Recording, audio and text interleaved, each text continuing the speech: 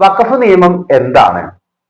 ചില ആളുകൾ സംഘികളും കൃസംഘികളും ഒക്കെ പ്രചരിപ്പിക്കുന്നത് പോലെ വഖഫ് നിയമം ഏതെങ്കിലും മതപണ്ഡിതന്മാർ ഇരുന്ന് ഡ്രാഫ്റ്റ് തയ്യാറാക്കി സർക്കാർ പാസാക്കി കൊടുത്തതല്ല. മറിച്ച് നമ്മുടെ രാജ്യത്തിന്റെ പാർലമെന്റിലേക്ക് ബില്ല് കൊണ്ടുവന്നു. ആ പാർലമെന്റിന്റെ രണ്ട് സഭകളും ചർച്ച ചെയ്തു, അംഗീകരിച്ചു, പാസാക്കി, രാഷ്ട്രപതിക്ക് വിട്ടു, ചട്ടങ്ങൾ തയ്യാറാക്കി.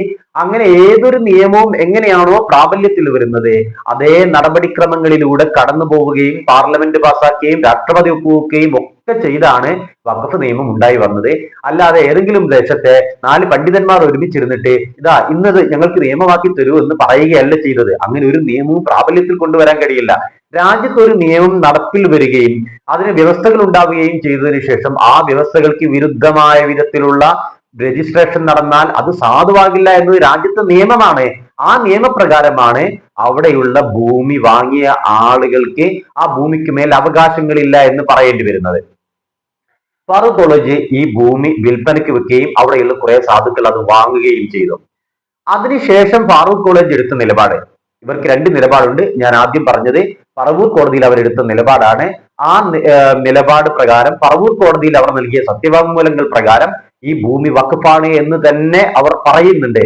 പക്ഷെ ഈ ഭൂമി വിൽപ്പന നടത്തിയതിനു ശേഷം അതിന് സാധൂകരണം കണ്ടെത്താൻ വേണ്ടി ഇത് ദാനം കിട്ടിയതാണ് എന്നൊരു നരേറ്റീവ് ഫറൂഖ് കോളേജ് രൂപപ്പെടുത്തിക്കൊണ്ടുവന്നു, അത് വികസിപ്പിച്ചു കൊണ്ടുവന്നു. അതാണ് ഇപ്പോഴുണ്ടായ വിധിയിലടക്കം. ആ വിധിയിലടക്കം അതിനെ സ്വാധീനിച്ച ഏറ്റവും പ്രധാനപ്പെട്ട നിലപാട് ഫാറൂഖ് കോളേജിൻ്റെതാണ്. അവർ ഇപ്പോൾ പറയുന്നത് ആ ഭൂമി തങ്ങൾക്ക് ദാനമായി കിട്ടിയെന്നാണ്.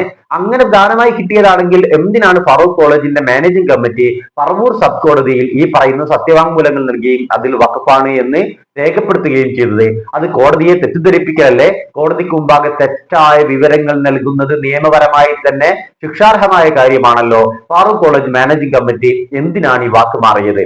അവർ നടത്തിയ നിയമവിരുദ്ധമായ കൈമാറ്റത്തെയും വിൽപ്പനയെയും സാധൂകരിക്കാൻ വേണ്ടിയിട്ടാണ് ഈ തരത്തിലുള്ള നിലപാട് സ്വീകരിച്ചത്.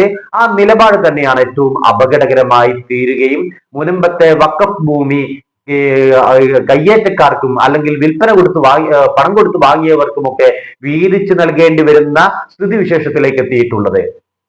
ഫാറൂഖ് കോളേജിന്റെ മാനേജിംഗ് കമ്മിറ്റിയുടെ കെടുകാര്യസ്ഥതയും അനാസ്ഥയും ഇസ്ലാമിക വിരുദ്ധമായ നിലപാടും തന്നെയാണ് ഇക്കാര്യത്തിൽ ഏറ്റവും അപകടകരമായി തീർന്നിട്ടുള്ളത്.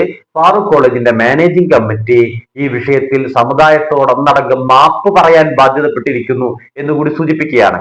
ഇനി ഞാൻ കോടതി വിധിയുമായി ബന്ധപ്പെട്ട കാര്യം പറയാം.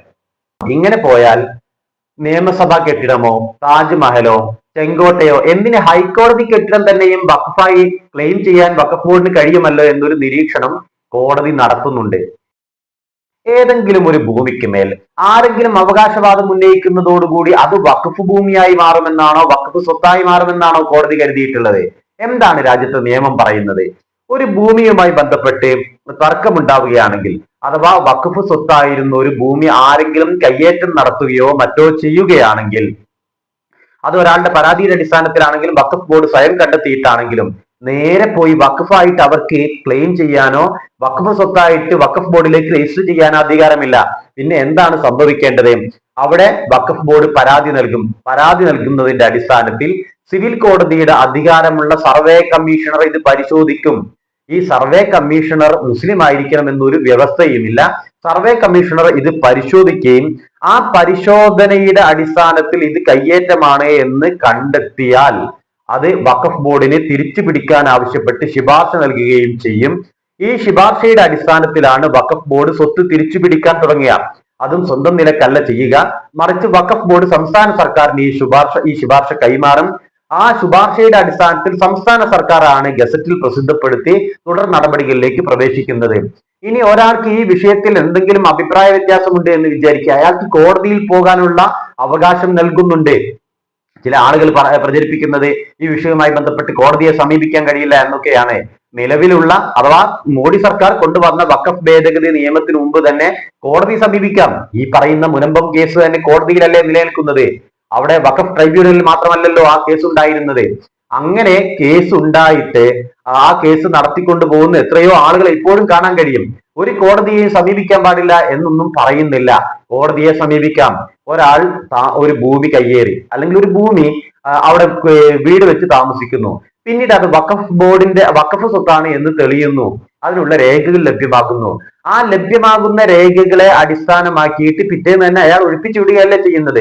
അയാൾക്ക് നോട്ടീസ് നൽകും. അയാൾക്ക് പറയാനുള്ള കാര്യങ്ങൾ എന്താണ് എന്നതിനെ കുറിച്ച് വഖഫ് ബോർഡ് കേൾക്കും. എന്നിട്ടൊക്കെയാണ് തുടർ നടപടികൾ സ്വീകരിക്കുന്നുണ്ടാവുക. ഈ പറഞ്ഞതുപോലെ സർക്കാർ മുഖേന മാത്രമേ, സർക്കാർ ഗസറ്റിൽ പ്രസിദ്ധപ്പെടുത്തി മാത്രമേ ഏത് ഭൂമിയും ഈ വഖഫായി രജിസ്റ്റർ ചെയ്യാൻ വഖഫ് ബോർഡിന് അധികാരമുള്ളൂ. അത് അങ്ങനെ തന്നെയാണ് നിയമം. അഥവാ ഒരു ഭൂമി കണ്ട ഉടനെ ഇത് വഖഫാണ് എന്ന് പറഞ്ഞ് തങ്ങളിലേക്ക് വരവ് ചേർക്കാനുള്ള ഒരു അധികാരവും ഒരു നിയമവും വഖഫ് ബോർഡിന് നൽകുന്നില്ല. അത് നിയമപരമായ നടപടിക്രമങ്ങൾ പൂർണ്ണമായി പാലിച്ചുകൊണ്ട് മാത്രമേ നടത്താവൂ എന്ന വ്യവസ്ഥ കൂടിയുണ്ട്. അങ്ങനെ തന്നെയാണ് ഈ കേസുകളിലെല്ലാം നടന്നിട്ടുള്ളത്. ഞാൻ പറയുന്ന ഒരു കാര്യം, മുനമ്പത്തെ ഭൂമിയിൽ പണം കൊടുത്തു വാങ്ങിയ ആളുകളുണ്ട് എന്നതുകൊണ്ട് അത് വഖഫ് ഭൂമി അല്ലാതായിത്തീരില്ല. രാജ്യത്തെ നിയമപ്രകാരം അത് വഖഫ് ഭൂമിയാണ്. അതിന് ആധാരമുണ്ട്. നേരത്തെ പറവൂർ കോടതി ഇത് പരിശോധിച്ചതാണ്.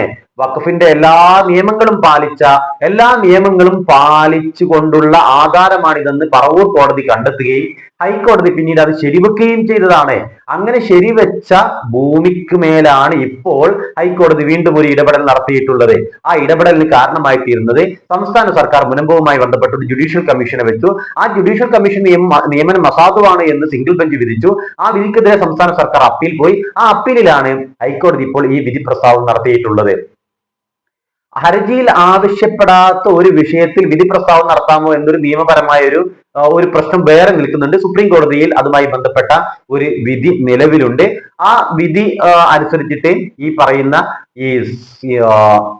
ജസ്റ്റിസ് രാമേന്ദ്രൻ കമ്മീഷനെ അംഗീകരിക്കണം, അത് അസാധുവല്ല എന്നത് ചൂണ്ടിക്കാണിച്ച് സർക്കാർ നൽകിയ അപ്പീലിൽ ഈ തരത്തിലുള്ള വിധി പ്രസ്താവം വന്നത് അങ്ങേയറ്റം വിചിത്രമാണ്, ദുരൂഹവുമാണ്.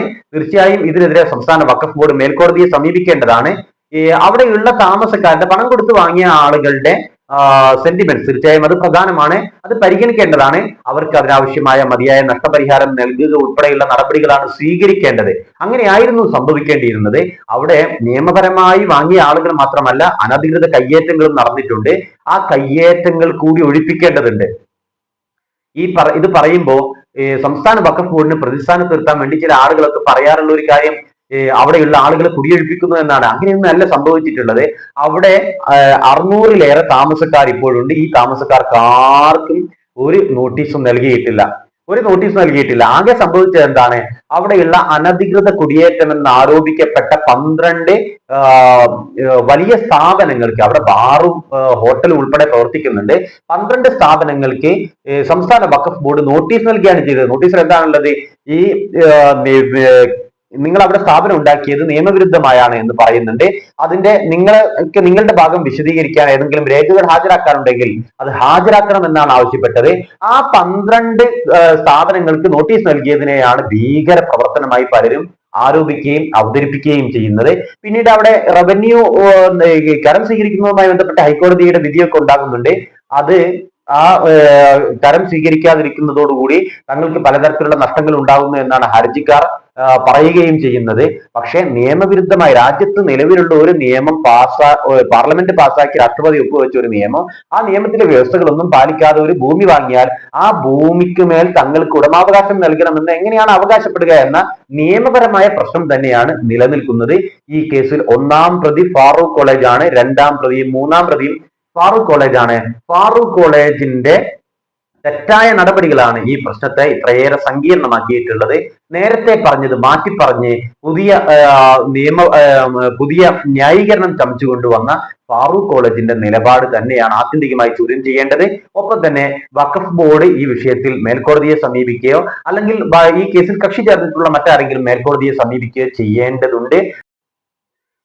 സംസ്ഥാന സർക്കാർ വഖഫ് ബോർഡിനെ ഇക്കാര്യത്തിന് അനുവദിക്കുമോ എന്നൊരു ചോദ്യം നിലവിലുണ്ട്. ഉണ്ടാകില്ല എന്നാണ് ഞാൻ വിചാരിക്കുന്നത്. അതുകൊണ്ട് തന്നെ വഖഫ് ബോർഡ് ഈ വിഷയത്തിൽ എന്തെങ്കിലും പ്രതികരണം നടത്താൻ വൈകുന്നത് പോലും സംസ്ഥാന സർക്കാരിന്റെ താല്പര്യം വേറെയാണ് എന്നതുകൊണ്ടാണെന്നാണ് ഞാൻ വിചാരിക്കുന്നത്. പക്ഷെ വഖഫ് ബോർഡ് ഒരു സ്വതന്ത്ര സ്ഥാപനമായതുകൊണ്ട് അവർക്ക് വേണമെങ്കിൽ മേൽക്കോടതിയെ സമീപിക്കാവുന്നതാണ്. പക്ഷെ സമുദായ സംഘടനകൾ അങ്ങനെ കാത്തിരിക്കണോ എന്ന് ആലോചിക്കേണ്ടതാണ്. കാരണം സംസ്ഥാന വഖഫ് ബോർഡിന്റെ ചെയർമാൻ പാർട്ടി അംഗമാണ്. അദ്ദേഹത്തിന് പാർട്ടിയുടെ നിർദ്ദേശങ്ങൾ പാലിക്കേണ്ടി വരും. അദ്ദേഹത്തിന് പാർട്ടി പറയുന്നത് കേൾക്കേണ്ടി വരും. അതുകൊണ്ട് തന്നെ ബദൽ സംവിധാനങ്ങളിൽ വല്ലതുമുണ്ടോ ഈ ഭൂമി നഷ്ടപ്പെടാതിരിക്കാൻ എന്നതിനെ കുറിച്ച് ആലോചിക്കേണ്ടതുണ്ട്. അവിടെ പണം കൊടുത്ത് വാങ്ങിയ ആളുകളുടെ മാത്രം പ്രശ്നമല്ല, അനധികൃത കയ്യേറ്റങ്ങൾ ധാരാളമായി നടന്നിട്ടുണ്ട്. ആ കയ്യേറ്റങ്ങൾ പോലും സാധൂകരിക്കപ്പെടുന്ന സ്ഥിതിവിശേഷത്തിലേക്കാണ് കാര്യങ്ങൾ നീങ്ങുന്നത്. അങ്ങനെ ഏത് വഖഫ് ഭൂമിയിൽ മേൽ കയ്യേറാമെന്നും കോടതിയുടെയും നീതിന്യായ സംവിധാനത്തിന്റെയും പരിരക്ഷ ഉണ്ടാകുമെന്നും ആളുകൾ കരുതാൻ ഇടയുള്ള ഒരു സ്ഥിതിവിശേഷം കൂടിയാണ് വന്നിരിക്കുന്നത്. സമുദായ സംഘടനകൾ ഉണർന്നു പ്രവർത്തിച്ചെങ്കിൽ മാത്രമേ ഭാവിയിലെങ്കിലും വഖഫ് സ്വത്തുക്കളിൽ മേലുള്ള കയ്യേറ്റം അവസാനിക്കുകയുള്ളൂ. കയ്യേറിയ ഭൂമികൾ തിരിച്ചുപിടിക്കാൻ, സ്വത്തുക്കൾ തിരിച്ചുപിടിക്കാൻ വഖഫ് ബോർഡിനുള്ള അവകാശം ഭാഗികമായെങ്കിലും നിലനിൽക്കണമെങ്കിൽ സംസ്ഥാനത്തെ സമുദായ സംഘടനകൾ, മുസ്ലിം സംഘടനകൾ ഉണർന്നു പ്രവർത്തിക്കേണ്ടതുണ്ട്.